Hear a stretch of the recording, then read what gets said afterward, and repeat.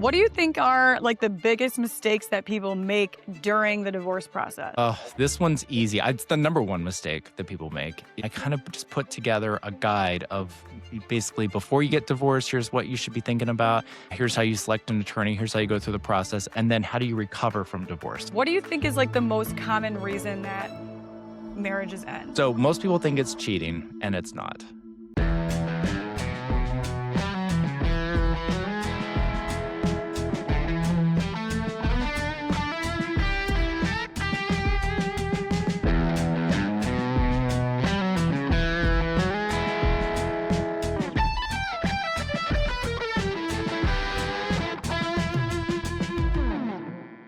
Welcome back to Mic It Loud. I'm Brittany Racine. Today, we are talking divorce. Divorce can be one of the most emotional, overwhelming, life-changing experiences that a person can go through. And a lot of times that's going to bring fear, uncertainty, and thousands of questions of what happens next. My hope is that this episode gives you some practical guidance, a little bit of peace of mind, and helps you feel a bit more prepared whether you are trying to save your marriage, if you're currently navigating through a divorce, or if you honestly just want to understand the process to support a loved one who is going through a similar situation. Today, my guest is divorce attorney John Nachlinger. John is a good friend of mine. We met in an entrepreneur mastermind back in 2024, and he is the perfect guest to answer all of these questions for you. We are talking everything from common mistakes to communicating more effectively, and honestly, just understanding the process from a professional standpoint. John drops some really incredible advice, not just for divorce, but also in maintaining healthy relationships going forward. This is definitely some information that I wish I would have known sooner. So with that, here's John. Today, I am with John, so thank you so much for being with me today. Thanks for having me. Of course. It's been a minute since I have really touched base with you, but I've been following along on all the things. I mean, obviously, we're going to talk about your book, your podcast. I have so many people message me all the time about divorce and just kind of like looking for guidance. And the only thing I can give people is my experience from being divorced. So I am so excited to pick your brain and educate the audience on what we really need to know about this. You're in New Jersey, right? Yep. So laws might be a little different than Michigan. I'm sure a lot of things are a lot of states the same, but then different like little ways. Yes, pretty much. But I think at its core, divorce is the same no matter where you are, whether you're in another state, another country, it's really the same. And I think where people start to like go down the wrong road is where they start thinking about what the law is and what am I entitled to and all that kind of nonsense, as opposed to just what do I need to be happy? What do I need to get out of this bad situation that I'm in?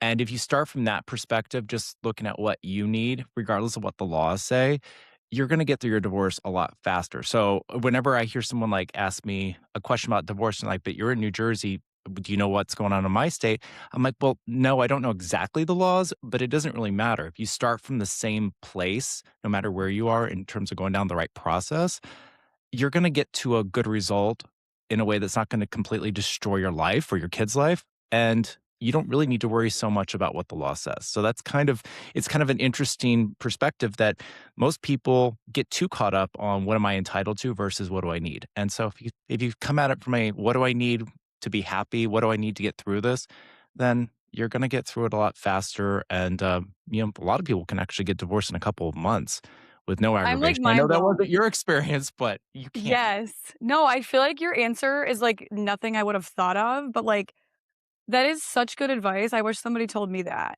because I think a lot of times, yeah, you get so bogged down in like the process and like assuming the process and anticipating the process of it instead of just like what is the goal and focusing on getting there. Like I feel like that right there, like we could end right here. I feel like everybody needs to hear that right there. So that's like incredible advice. And I think that is important to just like know that from the start for Yeah, for sure. sure. I mean, whenever you start a divorce, I tell everyone the same thing. What are the 2 or 3 most important things to you?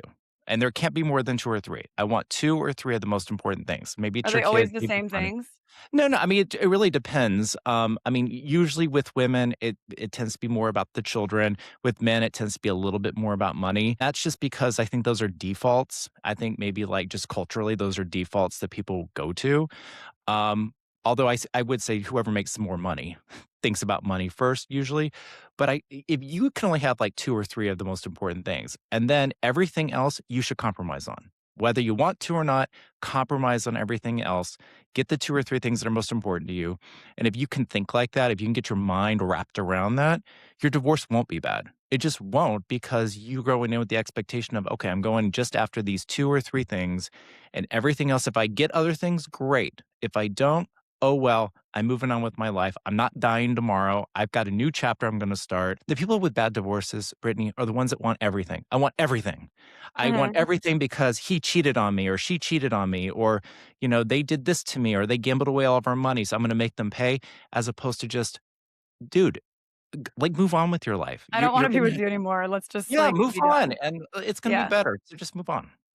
Right. No, I think that's a great way to put it. Do you think divorce rates, I haven't looked up any stats. Are divorce rates increasing still, or do we feel like they've been the same? Divorce rates have really plateaued and in most instances are reducing a little bit. But the important part about this is, well, there's two things. One is the marriage rate is declining. And number Yeah. two, people are not getting married until much later. I think I just saw today some stat like only 30% of women under the age of 30 are married. And it used to be, Really? back in the 1950s, what was it, 90%? And, Yeah. so things, I think that's just showing that people are waiting until they're like, already More have sure. careers to get married, and then they're waiting to have kids until, like, their late 30s, maybe Mhm. even early 40s.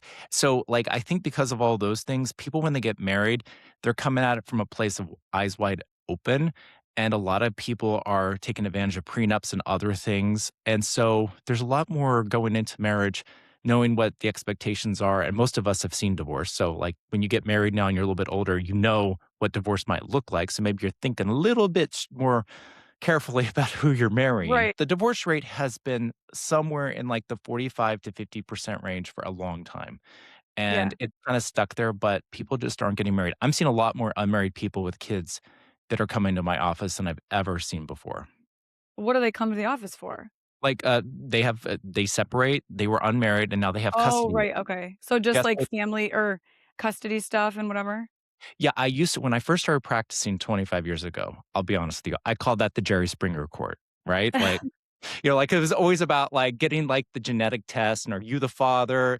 You are, that's gone. I mean, now I got Yeah. people coming in who are, like, professionals that just they didn't wanna get married. Maybe they were married before, and they're like, "I'm never getting married again, but I wanna be in a committed relationship," but then that didn't work, and now they have a kid, and now they're trying to figure out how to make that work, and that's becoming more and more common. Wow. I didn't even think about that. Do they just do custody stuff? Yeah, I mean, you can do other things besides just custody. You can deal with support. There's certain other things that can be handled in that forum. A Mhm. lot of people will buy a house together and they won't get married. So we can deal with the house as well in that context. So there's a bunch of things that can still be handled. Again, for whatever reason, I think marriage has a bad name for a lot of people Yeah. because we've all seen bad divorces. That's a reason for not doing anything, right? Like, I mean, you could say there's an off chance that I might be in a car accident on my way to the store today, so I'm just not gonna drive. Don't people get too caught up on, like, what might happen as opposed to just trying to live their lives, and marriage has a lot of great benefits, and Mhm. it's great for, I could go into all the legal reasons marriage is great. There's a ton of great reasons to get married. I mean, obviously, if you die and you leave your estate to somebody, it's better if you're married. I don't know why there's this backlash against people not wanting to get married. I feel like the more educated you are and the older you get, the less likely people want to get married for whatever reason. Yeah. No, that makes sense. I mean, I did the young marriage, the divorce, all that, and now, like, I mean, we're not like we're never getting married, but we also don't really have a timeline since I already have kids, we own a house together, we're that group of people right now. But I think it is just because we're so busy and it's not I think if I pushed him, he would have done it a long time ago. We're having fun, it works out the way it is right now. What do you think is, like, the most common reason that marriages end? So most people think it's cheating, and it's not. It's really the drifting apart, and that might lead to cheating, but it's really just the drifting apart. It's the one person grows, the other one doesn't. Um, one person wants to travel, the other one doesn't. One person likes to spend money, the other person doesn't. And money is another reason people get divorced a lot, but I think it's more fundamental than that. It's just we've grown apart. You know, Right, like, we I feel like already everybody's always changing, and if you're yeah. changing in not the same direction, then it could lead to other issues that cause a divorce, yeah. Right, and I know you like me have done like, mindset training and worked on Right. yourself, and you know that if you're in a relationship with somebody that doesn't do that, that doesn't wanna grow, that doesn't wanna change, that just wants to stay static, and you're changing, you're growing, it's not gonna work at some point. At some Right, point like, it's annoying, but also then they don't understand either. It's like having not even just different interests, but, like, different lifestyle, really. for sure, I mean, I got divorced about 5 years ago, Okay. and what really led to that divorce was exactly this, like, I had started doing a lot of coaching, I'm going to have coaching done for myself, and then really having all these ideas about being an entrepreneur in other ways other than just being a lawyer, and my then spouse was adamantly against it, "This is a bunch of waste of money, these people are filling your head with crap," it was all that kinda thing. Yeah. At first, I allowed his voice to override what I was hearing everywhere else, Mhm. and so but then that made me more and more upset, the more and more just not wanting to be part of that anymore, and then COVID Mhm. hit, and then during COVID, I think a lot of us, when we were at home, reassessed things, and then I realized, "Oh my god," because I had started my podcast then. I was like, "Oh my god, I'm telling all these people, you only live once, you don't have to be in an unhappy marriage," and here I am, Living in that. in an unhappy marriage, not doing the things that I wanna do. So, it's just I think at some point you just grow apart, and then sometimes growing apart, Brittany, you say you're an adult and you say, "Okay, the marriage doesn't work anymore, I wanna end it." And then other times you say, "Well, listen, I'm not gonna get divorced because, the kids are in school," or whatever story you tell yourself. And then you go off and you have an affair, and you start another relationship with somebody else because that's really what your body needs. You need this other relationship, not necessarily like a sexual, but like you just need somebody that maybe Right. understands you better, understands what it's going on. And then Companionship. and then at some point it ends. Women tend to think about divorce for years before they actually started. Men tend to be much more, they if they decide to get divorced, usually, by the way, that means they've found somebody else already. Not to disparage all of my fellow men, but usually if they decide to get divorced, it's because 'cause they've already found somebody else. It's a little bit more jarring whenever they start a divorce, but women, I'm telling you, whenever a woman starts a divorce, I tell her she's been thinking about it a long time. This isn't Yeah. something that she woke up today and said, "I wanna get I'm divorced." pissed at you, right. No, somebody told me when I was getting divorced, because one of my friends was getting divorced at the same time. I think it was her pastor, was like, "When a woman says, 'I wanna get divorced,' like, you're not fixing it anymore." Like, there's no, like, "Let's try counseling, let's try this." Like, it's like, once she's made up her mind that, like, "I'm filing," she's already so far checked out, like, there's no turning back, like, it's done. Or I think maybe men could be a little bit more like, "I'm over this," and then like, "Alright, maybe I'll work on it, whatever." Yeah, for Kinda more sure. I back mean, and forth. Do you think men file more or women file more? women. So, when you say that, like, men usually have already moved on, not all men, we're not hating on No, all no, no, y'all, no. but, like, No. do you think that do you think they don't get divorced because they kinda want, like, a caretaker?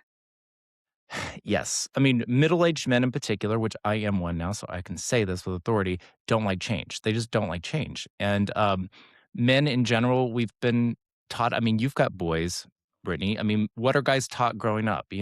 Don't cry, be strong. Be a man. We've. I heard that growing up all the time.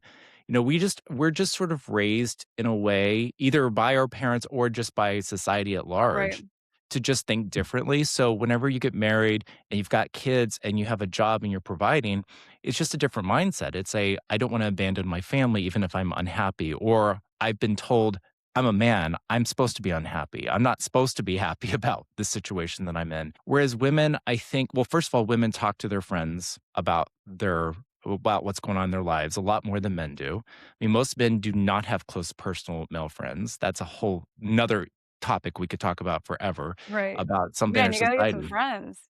Yeah, I mean, I don't understand. I mean, it used to be people used to go to, like, happy hours and at least hang out with people. People aren't Mhm. doing that anymore either. It's so funny. I go my now husband and I, we go to a happy hour at least once a week just to kinda get out and go do something, Just the and two of you? yeah, and we'll go, like, on a Thursday. You remember Thursdays used to be the biggest happy hour day of the week. We go into happy hours now, there's, like, nobody around. I'm like, "W is no one" I'm not saying you need to be in a bar drinking, but I'm saying, like, is no one out doing things? Because I don't see people, like, interacting the way Mhm. that they used to, and I don't know what that's all about, but men are becoming more isolated. They're not talking to anybody, and I think because of the way we're raised and because of that, more and more men just are happy just to maintain the status quo. Maybe they're not I don't mean happy, but they're content to Yeah. maintain the status quo. Whereas Where women, women they're are just out gabbing, we're talking yeah. shit. Yeah, they're like, "You guys are out talking to your friends? Well, I'm doing this and I'm doing that." And you're like, "My husband's a piece of shit. I'm not doing anything." And it Yeah. just starts to eat at you more and more. And I really tell you, you asked who files. That's actually not I don't let me back up. Filing is probably 50-50 because who files is a little bit different, but who initiates the process, maybe initiates the conversation or says, "I wanna get divorced first," it's probably women in 70% of marriages. I'd say at least 75% of marriages. They're the ones Wow. that first say, "I want a divorce." Now, they may not file, it may be the husband that ends up filing, but they're usually the ones that start the conversation. Okay, so they're the initiators. That's interesting. That's a good point too. I don't ever think about the fact that guys are more, I guess, closed with their feelings, where girls can like quickly be like, "Oh my gosh, he did this last night and whatever, and I'm mad about this." And then the other girl's like, "Oh, you should leave his ass." You know what I mean? Mhm. Where Oh, yeah. guys don't really do that, or at least I think when guys hang out, they're like talking about other stuff, more like I don't know, sports, work, money, whatever it is, not necessarily like personal things. I Yeah. mean, I do love a happy hour, so if we ever I feel like every time we happy hour though, it's like a day that I'm at home and I look like Adam Sandler and he's like, "Let's go out and have a drink," because it's like the 1 hour we don't have the kids, and I'm like, half the time I'll just go Adam Sandler-like and not care, but then there's other days and I'm like, "Oh, I wanted to, like, be cute if we were gonna do something," but at this point, I feel like our schedules are so insane and we have no minutes that we'll just squeeze in what we can whenever we can. Oh, So, I feel the same way. It's like if it's happy hour time and we get like an hour, we're like, because I live right in the middle of Princeton, which is like it's like a cute little town where there's lots of restaurants and I can walk yeah. to everything. So we'll just like literally throw on whatever and run over and, do a happy hour if we have a minute. I'm totally with you. I mean, having kids really, and that's actually part of this conversation too, is once you have kids and you just get this routine and, they're in soccer and they're in lacrosse and they're in Right, like, at band. nights, I feel like we can't ever happy hour at night. We should start midday happy houring, I should tell him that. But he's so, like, obsessed with his gym schedule. Like, I get my gym done early. Plus, I also would still go to the gym after happy hour and be fine. But he's like, "I can't if I'm" like, yesterday, he was in a golf outing, and he's like, "I'm not drinking the whole time because I have to go to the gym at 2 o'clock or whatever." Like, he's so regimented about that. So, I'm like, maybe he needs to go to the gym earlier. We can hit, like a midday happy hour or something. Because at night, it's like he has golf league at night or he didn't get to the gym till late and then I'm doing all the sports things. So by the time we get home, I'm like making dinner at 9:30, you know what I'm saying? It's like I'm telling you, it's just it's crazy. I almost think, couples that happy hour together probably stay together. It's like one of those things where if you just find, like, things to, That like, time. just do yourselves but I have a bone to pick with you, Brittany, because What? you and your man both have rockin' swimsuit bodies. So, I my hubby and I were going to Hawaii in, August, and I don't know where you guys were. You were somewhere a couple months ago. I don't you were on a beach somewhere. And, you guys both have great bodies. And I was like, "You know what? We're gonna take on social media, we're gonna put a bunch of ourselves in Speedos." And I've never worn a Speedo in my life, Brittany. Not once have I put I on a love Speedo. it. So we have been doing the gym 6 days a week. So Ooh, we're gonna be matching y'all's little pictures in Hawaii. So I just stay love tuned. that. Stay tuned. I've never put anything like that on social media before of myself, but times are changing and Good. I feel like we are uh in like an area of just like be confident in yourself, you know? Yeah. Like if you've ever been on a cruise, there are some people in thongs on a cruise that you are like, "Damn, girl, do it." You know what I mean? Oh.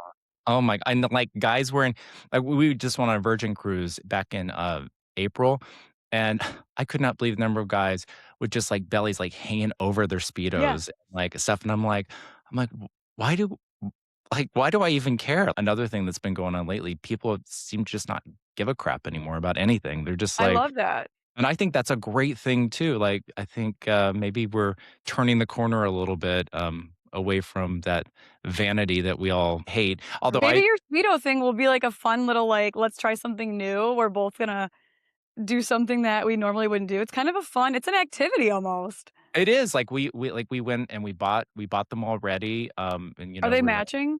no, no, no, they're fun ones. I mean, I say Speedo, I mean, like, they're just, they're like briefs that are swimsuits, but they're, like, interesting colors and stuff, so we're just gonna, like, do that, and we're going to Be Hawaii, free. which never been to Hawaii before. I'm very excited about it. Cool. Okay. What do you think are, like, the biggest mistakes that people make during the divorce process? Oh, this one's easy. It's the number one mistake that people make is hiring the wrong attorney.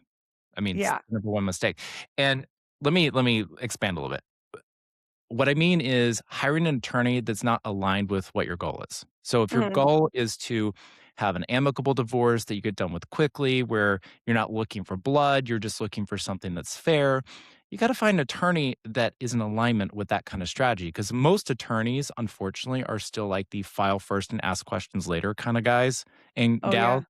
or as I like to call it, the dinosaur way of practicing law.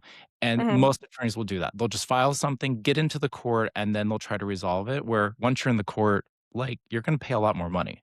So you need someone that's in alignment with what your goal is. So, if you've got a spouse that's has been hiding things and is a complete and utter pain in the ass and is really maybe is a narcissist, a real narcissist, not, I don't Everybody's think yeah, I've told you fluff this joke words. before, I'm sure, but most women tell me their husbands are narcissists. Most men tell me their wives are bipolar. I've heard that my entire I'm like, "Okay." But you might need somebody that's like a really aggressive lawyer on occasion, but Mhm. 90% of people don't need that. And so you gotta go I mean, whenever you're interviewing attorneys, you should not be asking, "How much am I gonna get? How much is this?" You should be asking, like, "What's your process? What's the strategy? Like, how are you gonna get Mhm. me through this as quickly and inexpensively as possible?" That's so most people make the mistake by hiring an attorney that basically does what they wanna do, and then most Mhm. people are too scared to tell their attorney, "I don't want you to do that." So all they do is they Right. continue to get these bills, the process, like, explodes in a way that really didn't want, and then all of a sudden you're looking, 6 months or 12 months later, you're just looking at yourself. You're looking at your empty bank account. You're looking at the fact you're not even close to a divorce. You're like, "How did Yeah. I get here?" Well, how'd you get there? You hired the wrong attorney. That's how you got there. You That hired makes so much sense. I mean, I went through 3 because I feel like Mhm. my first one, I was like, "I wanna be amicable. I don't wanna argue. I don't wanna, like, tear him down. I just like, let's just get it done, like, administrative, just get it done." And then, he had my ex, hired a crazy one that was like, "We are out for blood," and then my attorney was like, "I don't want this." So he basically was like, "I'm out because this is not what" I mean, it wasn't what I wanted either, but I mean, he was like, "I'm not into that." And then I got a different one that was just, like, terrible. I mean, it was my 3rd one was good. My 3rd one was good. I think that is really good advice too, because I think most people are like, "Who can get this done quick? Who's the cheapest? Like, what's the retainer? What's your hourly rate? How much is this gonna be? Okay, and go for it." You know what I'm saying? Instead of actually making sure that you guys are on the same page. Right, and the other part of this is the attorney should also be able to tell you how to speak to your spouse about the process too. Like if someone comes in and tells me, I want to do mediation or I want to, try to resolve this quickly, like I'll actually coach them on how to approach their spouse to convey that so that their spouse doesn't go off and hire a wrong attorney too, because it is really both sides here. So you Mhm, really need, and again, there's always going to be situations where the other side just is insane. mhm, Like can't help it. But most of the time, people tend to not be as insane because let's be honest, most people don't want to spend a lot of money on legal fees anymore. They just don't. So the only way to stop legal fees is to have a process where you're not incurring legal fees. And the only way to do that is to approach it in a more meaningful way. And don't hire the cheapest attorney. That is like most people, it's so funny. People will ask me from time to time, what are your hourly rates? And I'll say what the hourly rates are. And they'll be like, well, can you discount them? And I'm like, no, I don't discount the legal fees. But what we do is we right. have other ways to try to resolve it. in a way that's less expensive, and they'll be like, "Oh, no, no, no. I want someone with cheaper hourly rates." I'm like, "Well, go. I'm sure there's a first-year lawyer somewhere that can accommodate you, but you're gonna get what you pay for." So, like, it's a misconception that higher hourly rates or more expense means that it's gonna cost more. You're paying someone for experience. You're paying for somebody that's been doing this a long time that Right. hopefully can guide you in a better way than maybe if you got someone cheaper, and that's really what you're paying for is the experience. Right, and also, well, the experience for sure, but also, like, if you hire the cheapest one and it ends up taking 2 years, you probably are paying more than if you just paid the higher rate for and got it done quicker. Do you know what I'm saying? Oh, absolutely. I mean, this is everything. I mean, like what you do.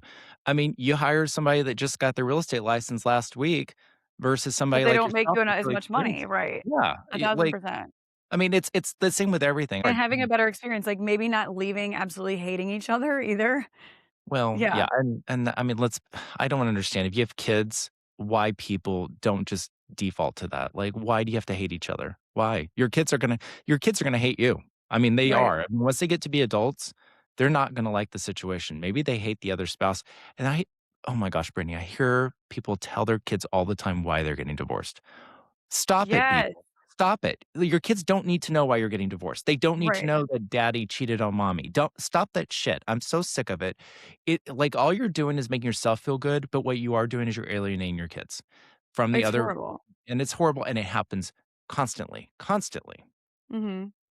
No, I Also, know. I feel like I also, experienced some of that too. What? also stay off of social media when you're going through a divorce. Let me Oh tell my you god, I just know. a little I have a obviously I could tell you stories all day, but just yesterday, I have a case where my client is a mom who has 3 kids, and, dad makes a lot of money. He's not paying any child support, he won't pay any child support, so he posts on social media that he just bought a new Rolex, and he has it He with posted that? yeah, he posted it, and it's on Facebook, and it's him wearing the Rolex, and of course, it's a $27,000 Rolex. So he's not paying anything, and so, of course, what I did, I filed an application with the court, and that was Exhibit A, right there. And I'm sitting here like, if I You're was his representing the attorney wife? yeah, and if I was his attorney, I would literally bring him into the office and just start punching him in the face as many times as I could Right. and said, "What You know the what? hell is wrong with you?" Yeah, no, I agree also, but, like, it's weird to me, so, like, when I experienced I feel like I was super shocked at, like, what didn't matter in the court. Like, everything was like, you're expect 50-50 custody regardless of who's more involved. I couldn't believe how, like, unfair it seemed Mhm. because they're like, "Okay, if he's paid nothing for 4 years," or let's say the divorce took 2 years. If he's paid 0 child support for 2 years, 0 household bills, like I'm paying for everything, like, that doesn't matter to the court at all, which I feel Well like that should like, I feel like a lot of times and, like, the questions that I was asked, I feel like were such, like it was more harassment than actually, like, "Let's try to get divorced." So it's like, that was weird to me that the court didn't take, like, the other side's intentions and, like, balance them with mine. Like, I was focused on obviously paying for the kids and getting things done and trying to, handle everything and focus on basically just the what was best for the kids, and it's like the other side, they're focused on tearing me down and whatever and making sure they're not giving a dollar for anything, and it's like, why wouldn't the court look at that and be like, "Okay, this obviously shows your guys' intentions on this." Like, it just well, didn't matter, which was weird. when we go to court, I tell every client the same thing. You're not gonna like the result. It doesn't matter what you think is fair, what you think you should get. It doesn't matter how good of an attorney I am and how good I am at making arguments. You're never gonna like the result when we go to court. And there's a whole bunch of reasons for that. Mostly the law's so like gray, so judges have a lot of discretion to do whatever the hell they want to do. Mhm. And most of them are so overworked right now. I mean, everywhere. They're overworked. There's just so many cases. There's so much going on that they can't spend a lot of time on the cases. And people think that judges remember them from the last time they were in court. Most judges are handling, 20 or 30 cases a day. So think about it. If you go in today and then you go in 3 months from now, there's no way the judge is going to remember even who you are. Like Right. it's just not possible. Humans can't do that. So there's like this misconception, like, oh, judge will remember the last time we were in court. My husband started like arguing with his attorney and said something to the judge. The judge may remember it generally that it happened, but it's not going to remember it specifically And so it's a big problem. I mean, I go in all the time. I'll talk to a judge, and judge will tell me A, and then I'll go in 3 weeks later and be like, "Judge, remember when you said A?" And they'll be like, no, but here's B's now what I'm thinking." So Yeah, they're really difficult to it's really difficult, which is why you gotta stay out of court. You just gotta stay out of court and realize that whatever result you're gonna get, even if you don't like it, at least you're the one making the decision. You're not letting some person in a row make a decision, and I don't know why right. anyone would want someone in a row making a decision. Like, it And that's drives for, me like crazy. that's, like, if they go to trial, you're saying? Well, anything Because like the mediation isn't necessarily in court. no, it's never in court. So a mediator is usually going to be an attorney, but it Mhm. could be a retired judge. It could even be like a therapist. Like if you just have like issues with the kids and you just need somebody to like help you work through them. But usually it's an attorney who can kind of guide you through all the things you need to resolve, talk to you each individually about like whatever position you're taking, and then help you put together an agreement. Like in my office, I actually do like a flat fee now. So we have like a program where I mediate for people that don't have attorneys. Then I draft the agreement that they can have an attorney review if they want. They never do. And then they sign it. Yeah. And then we get them divorced for one flat fee. And usually it's like less than 2 or 3 months. The whole thing is done. That's And amazing. well, but you know what? It works so well because people they come in and they're like, "Listen, we don't want this to be a fight. We don't want to explode. There are some things we disagree on, but we think if we have somebody help us kind of like talk through them, we can resolve them." And once that happens, people realize, "Oh my gosh, I'm gonna get through this like less How than much what how many cases are like that, would you say? a lot." I mean, like in my office, we do about 8 to 10 of these specific kinds of cases a month where people pay a flat fee. It's like less than $5,000, a flat fee where it's like the whole thing. Mediation, agreement, divorce, the whole thing, both people, one fee, it's Package totally deal. done. It's crazy. Which the How average many divorce cases What? Go ahead. I was gonna say the average divorce is like 15 to $16,000 per person. So if you think about it, most I paid couples like are spending 40. well, yeah, because you had a higher conflict. And there's people that pay less, but, like, if you think about it, if you go into a divorce and you just file, I tell everybody, expect to pay at minimum 15 or $16,000 just because the system is not set up to move things fast. The Right, system's not it's set up to slow. help you. Yeah, it's like just it's horrible, but that's why it's so important to get the right attorney from the very beginning. What percentage do you think of cases go full to trial? Oh, 3%. It's Really? very yeah, it's almost nobody. That's amazing. Ours went to trial, and then we got there, and he signed the paper. Well, I was that's like, "Cool, I exactly just paid a bajillion dollars and stressed myself out trying to get here for nothing." I don't know what percentage of those happen anymore. That used to happen all the time. We used to the adage was settling on the courthouse step. That used to happen all the time. That's happening less and less anymore. At least it is in New Jersey just because so many things are virtual now, so people are Right. more inclined to not wanna even go to court. So whenever they see, "Oh my gosh, I'm gonna have to actually drive to the courthouse and put on nice clothes and go in," people are a little bit more willing to compromise, but Mhm. yeah, I'd say more often than not, mediation settles almost everything. So, like, you have to go to mediation during a divorce at some point. Mediation usually settles things. But whenever I say a judge making a decision, judges make a ton of decisions that aren't trial. Like the one I was just telling you about was a divorce that just started. So basically, the judge is going to be being asked to make a temporary support decision, and that's what judges are usually making are the temporary decisions during while the divorce is going on. Okay. And things change over time. I think it's hard for people to wrap their head around, like, "This is my destiny, like, this is my future, like, this is what I'm getting," and it's like things change over time. But it is hard to swallow at first when things don't go your way, for sure. Well, yeah, and Um, I know it's hard. I mean, custody, you just brought up the whole, like, 50-50 custody. Oh, is I that just think standard now? well, yes, but it's within reason. I mean, people just want it, but I'm like, "Okay, where do you live? Where do they live? What's your work schedule like? What's their work schedule like?" Like, people like, I was it doesn't matter what you want, it's like, what schedule works with your kid's schedule? Like, that's what's all the only thing that's important. Mhm. And if you come at it from that perspective, that's fine. But people want that 50-50 because it has an impact on child support and all kinds of other things, as opposed to what's good for the kids. Because a lot of people will fight for that, Brittany. And then, like, 1 year later, they've already given up a lot of that time. Yeah. But on the flip side, a lot of mothers, and because a lot of mothers, particularly of younger kids, really are insistent that the children are with them more. And no judgment. It's just that's been my experience Yeah, doing of it course. forever. But I always look at them and I'm like, listen, just hear me out. When are you going to have time to move on to the next chapter of your life? You're a single parent now. You're having to deal with these kids. If he wants all this time, give it to him. If you're telling me he doesn't really want it, well, give it to him anyway. And if he doesn't really want it, then guess what? Their kids are going to revert back to you anyway. But if he does really want it, now you have another involved parent, and now you've got time for yourself. Whether that's every other week, whether that's 2 days a week that you have to Mhm. yourself, so you can go do that yoga class that you want to do without having to worry about picking up the kids, or you can, go Start a on little job. trips, Yeah. whatever, or go to happy hours, whatever you want to Yeah. do.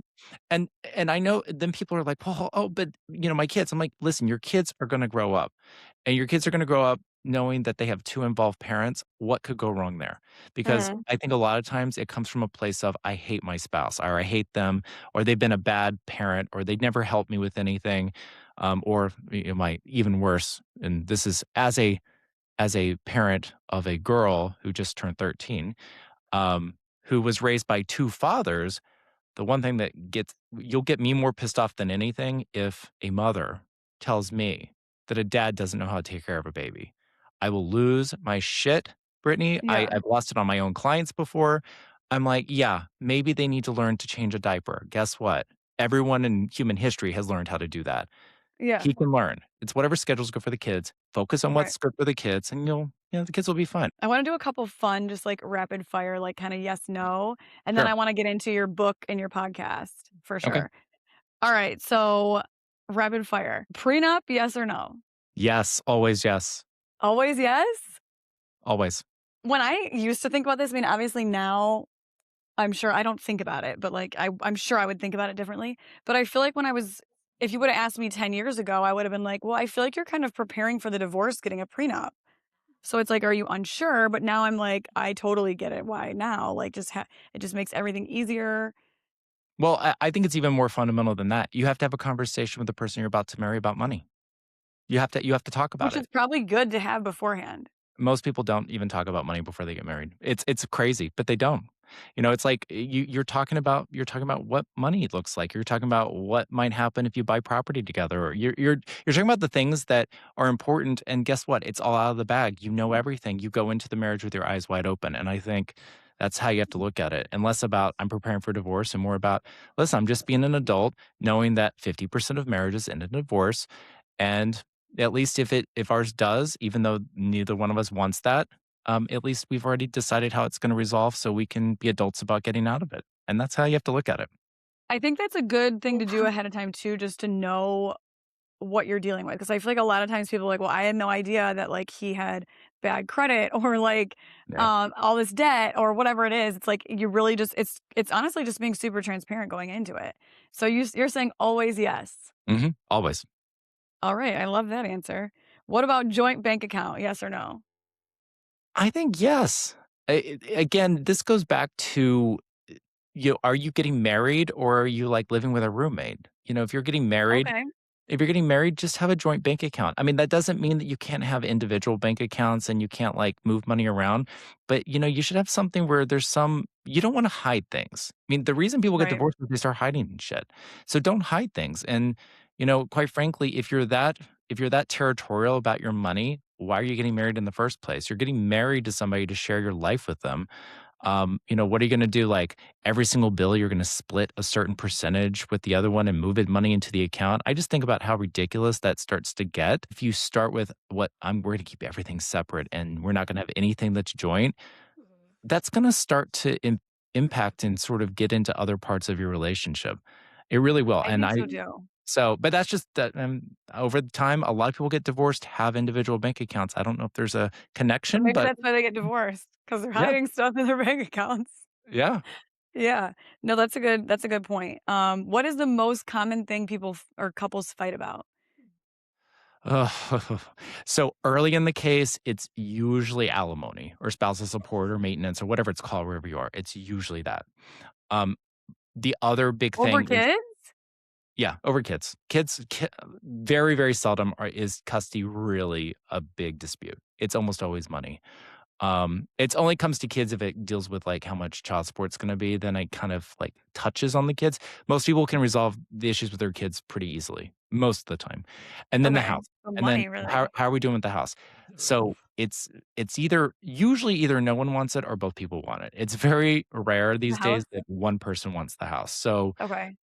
so we have that, and then later in the case, it's like stupid tchotchkes. It's stupid crap that at the very end, they're like, "Ooh, I want the pressure cooker. No, I want the pressure cooker." And it's like stupid The shit like snowblower. that. And you're just like or like a freaking fishing pole or yeah, or snowblower, or some other nonsense. I'll tell you a little side story real quick. So not too long ago, I had two people fighting over a pressure cooker. That's why I said pressure cooker. And my advisor and I could not get them to get off of this. They both wanted this pressure cooker. And I'm like, what is it made of gold? I don't even understand what it is. And then we found out it was just like some generic brand that they sell at Target. Well, I sure as hell at lunch went down to Target and bought a pressure cooker, brought it back into the courthouse, plopped it down in front of them.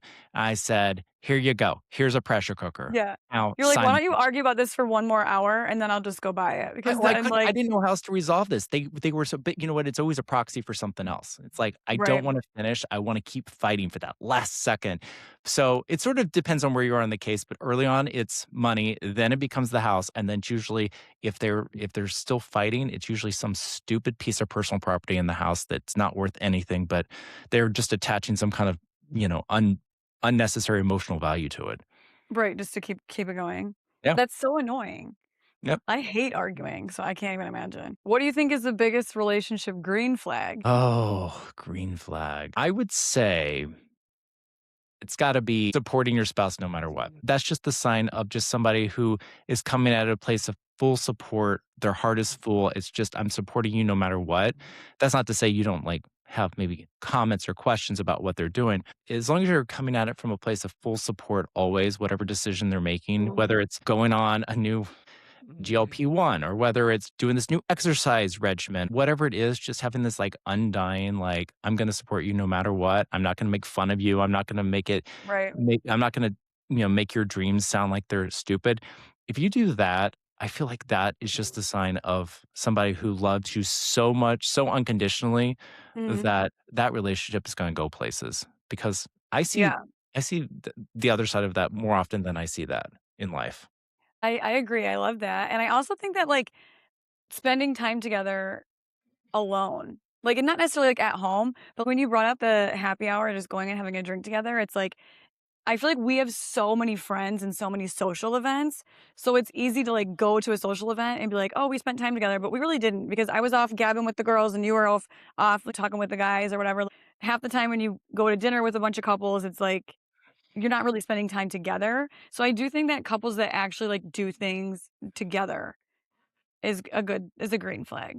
Oh my gosh, let me tell you something. Every Saturday, unless it's raining, um, my husband and I, we walk over to Starbucks, we get ourselves the same drink, and we're right next to Princeton University, so it's a beautiful historic university, Mhm. and we go for like an hour and a half, 2-hour walk, and we just talk and drink our I coffee. love that. Every Saturday morning. That is our Saturday morning thing, and it is so great for our relationship. No, I love that, and I think you also see people who hang out together all the time, and you're like, "They're so cute." Like, they wanna be together. Like, they Yeah, actually wanna spend time together. No, I think that's super important. sure.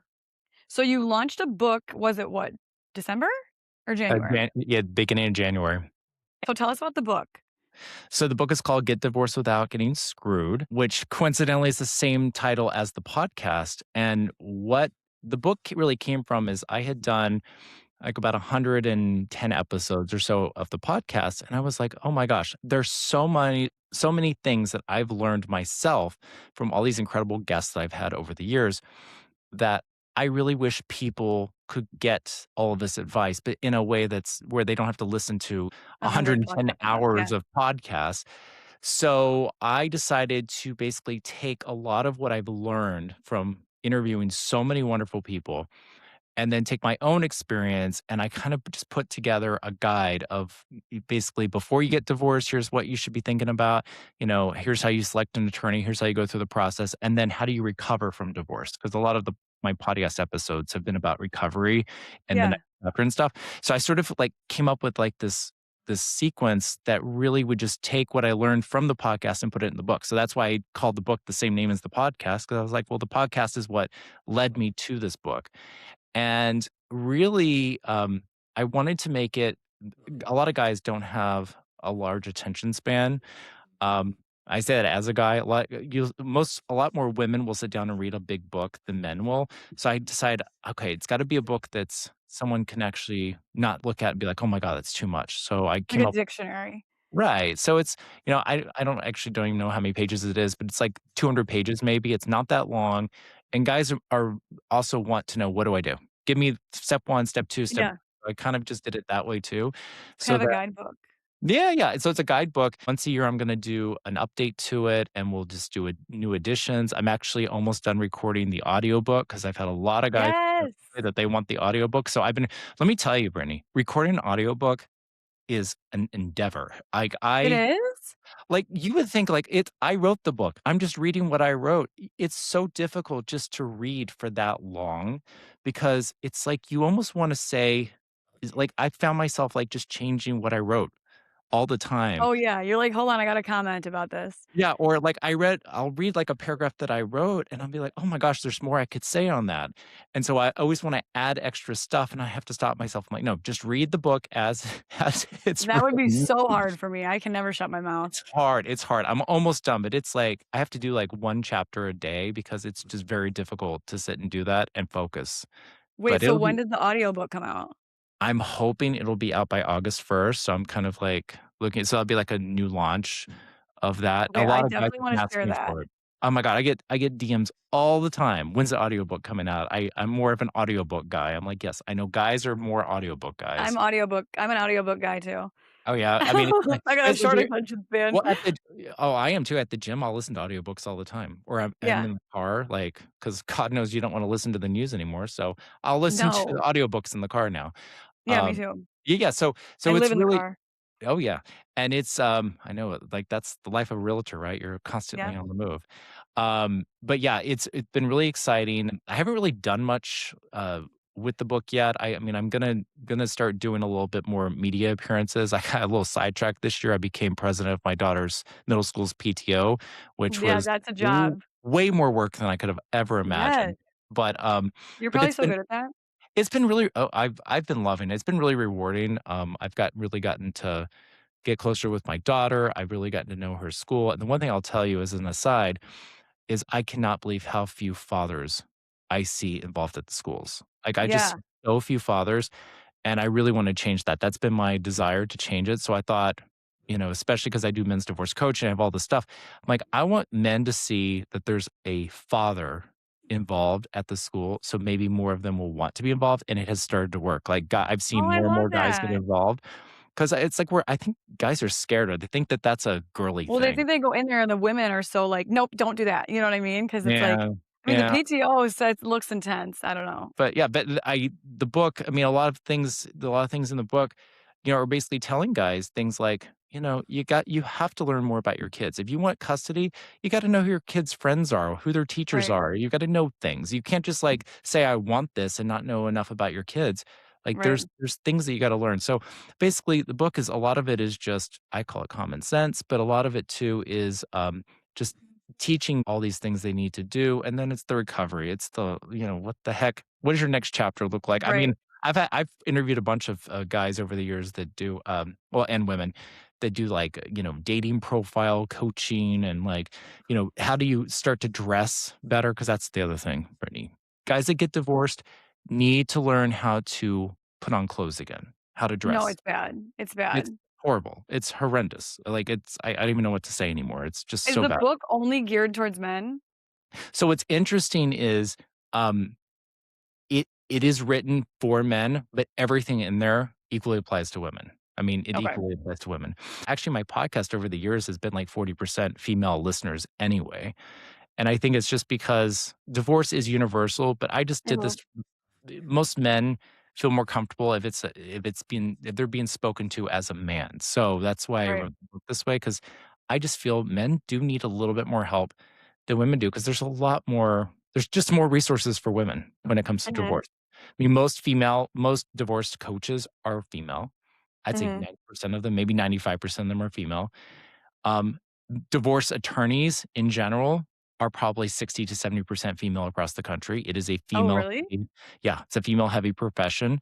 So it's like so men tend to like, feel a little bit left out in terms of getting some help. So that's kind of Or why like I lost, I guess, this. when it comes to help. Yeah. That's Yep. amazing. And the book has been just crushing. Yeah, it's been doing better than I could have imagined. I sort of put it out and I was like, what am I doing with this? Do I just want to sell it? Do I Hmm. want to use it as some kind of marketing tool? What I want to do with it? And I just haven't had time to really get my mind around what I want to do. And it just keeps selling just organically. And that to me just let me know that there was a A hunger out need there for it. Yeah. for this kind of resource. And that I sort of knew that already from the podcast because I never marketed my podcast ever either. And I mean, it crushed. I mean, there, there's some episodes I still like my eyeballs bulge, and I'm like, how in the world did this many people listen to this episode? Yeah. Where did it even come from? Like, I'd have a guest that didn't even, had almost no social media presence and didn't really do anything with it, and like tons of people listen to it because there are people are hungry for information about how do I get through this? How do I start it? Right. How do I recover? Whatever it is. And so they're hungry for this information, and that's been, I think, the thing that's really made me happier than anything is just there's people out there that probably are having a better process because they listened to one of my podcast episodes or they read some of the The book. book. Right. And that makes me happier than anything, even if I never ever meet them or talk to them one Right. on one. That's amazing. Like, what an impact, really. I feel like you're very creative with this 'cause I don't know any attorneys around here that are, like, coaching, they even care about the recovery. It's like, "Okay, you're done, signed, whatever, and I've never see you again, I never talk to you again." So I think it's super important, and I think it shows how much you care about your clients also just in, like, the process of starting, getting them through, and then, like, how they move on with their life after that is, like, amazing. So good job. Thanks. You're crushing. I love it. I like weirdly, I feel like this book sounds so interesting. Like even though I've already done divorce, I've talked to a million people about it. Like these questions, I'm like, "Ooh, I want to know what like your perspective is on it." And I'm like blown away by the answers. I feel like there are things I wouldn't have ever thought of. So I feel like that was super helpful for anybody listening, whether it's a family member that's going through a divorce, whether they're the one that's in it, like all of that is I think is definitely super, super beneficial. I'm gonna put your social media in the show notes, your book in the show notes, and the podcast so people can get, a little more educated if they need guidance and follow along if they have other questions. Thank you so much. Yes, it was good chatting with you. Thanks for all the info. No problem. Thank you. I hope you found this episode beneficial. It definitely put a lot of things into a new perspective for me as well. I have all of John's info in the show notes, his Instagram handle, Men's Divorce Strategist. And like he mentioned, he doesn't only specialize in men, he is gender inclusive. Any information he have can work for either male or female in this situation. I also have his podcast linked, Get Divorced Without Getting Screwed, in the show notes, along with the book that he just launched. I will definitely announce when the audiobook is available as well. Thanks again for listening. Please share this episode. Give us a 5-star. Leave us a comment. I love hearing your feedback. The more we share the episode, the more it gets pushed out into new audiences. But that's a wrap for today. Again, I'm Brittany Racine with Mike It Loud, and stay tuned for what's coming next.